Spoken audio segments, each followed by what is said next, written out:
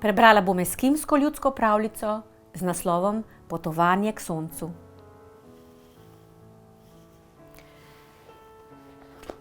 Pred davnimi časi je daleč na severu živel deček Tiktu. Njegov dedek je bil najstarejši in najmodrejši v plemenu. Vsi so hodili k njemu po nasvete. Nenadoma pa je dedek zbolel. Eskimi so trepetali za njegovo življenje. Tiktujeva mati je rekla: umrl bo, če ne bomo ukrepali. Ledeni duh je stopil v njegovo srce. Edino ogenj samega sonca lahko stali ledeno kepo. Nekdo mora k soncu in ga zaprositi za ogenj. Ne morem, je rekel najvišji lovec. Nov iglu postavljam. Tudi jaz ne, je rekel najmočnejši. Popraviti moram kanu. Tako so se izmikali drug za drugim. Jaz pojdem, je odločno rekel Tiktu. Ti, najmlajši mojih otrok, se je začudil oče. Lovci so se zakrohotali. Niti na lov še ne hodi, je rekel najvišji. Medved ga bo pohrustal, je rekel najmočnejši. Tako so se oglašali drug za drugim. Tiktu pa je vzel dedovo čudežno ogrlico, da ga bo varovala na poti, in se poslovil. Pogumno je gazil po visokem snegu.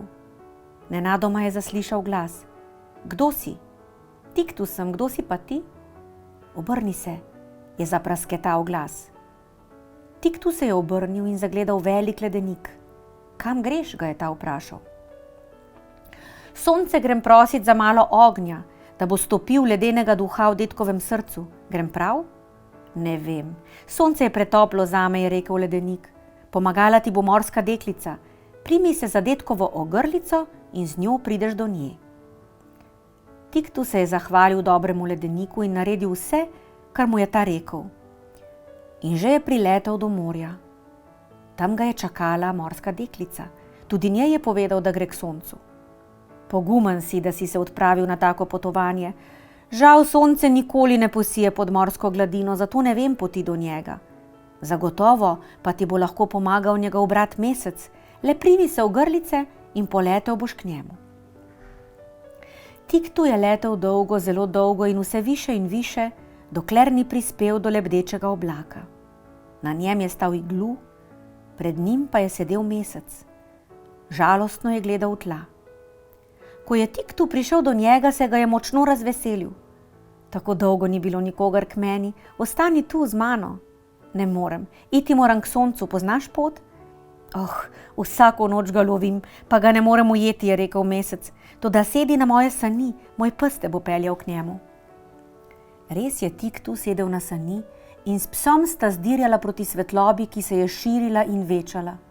Nazadnje se je pes ustavil, Tiktu pa je moral zamižati od silne svetlobe. Ljubo sonce, pomagaj mi, je poprosil in ponovil vso zgodbo. Spremljalo sem tvoje potovanje in zaslužiš si nagrado za pogum, je reklo sonce in mu na dlan položilo zlato škatlico. Tiktu se mu je zahvalil in na sončnem žarku švignil skozi temno nebo naravnost na sredo domače vasi. Tiktu se je vrnil, so vzklikali otroci in pospremili Tiktuja do dedkove postelje. Tam je Tiktu odprl zlato škatlico. V trenutku je sobo oblila svetloba, toplota je stopila ledeno kepo v dedkovem srcu in dedek se je zbudil iz spanja. Tiktu je spet lahko sedel v toplem dedkovem naročju, sonce pa je s svojimi žarki grelo in osvetljevalo vse na zemlji.